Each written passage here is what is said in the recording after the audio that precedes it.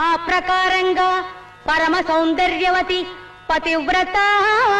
శిరోమణి అయిన ద్రౌపదీ దేవిని ఏకాంతంలో ఉండగా బలాత్కరించదలచి నీచ కీచకుడు పన్నీట జలకమ్ములార్చి నెన్ను దుట తిలకమ్ము తీర్చి నిలువు తద్దమ్ములో తన చలువు చూచి తలయూచి పువ్వింటి రేడు కవ్వించగా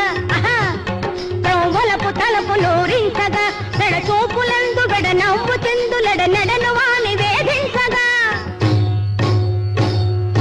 బయలుదేరిన పరమ పాతకుడు పరనారీ మేధకుడు కీచకుడు మదన తాపతాడి తమతి అయి కదలి వచ్చన కాముకుడు అదను చూచి అటు నర్తనశాలకు మదిరాపాన సమస్త చిత్తుడు కలుడు సింహ బలుడు ముష్కరుడు కఠిన చిత్తుడు కలుడు సింహ బలుడు ముష్కరుడు కఠిన చిత్తుడు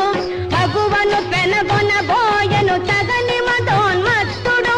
మగువను పెనగొన బోయను తగని మదోన్మత్తుడు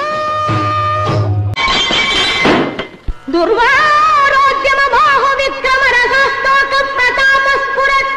గర్వాంధ ప్రతివీర నిర్మథన విద్యాపార గుల్మత్వతు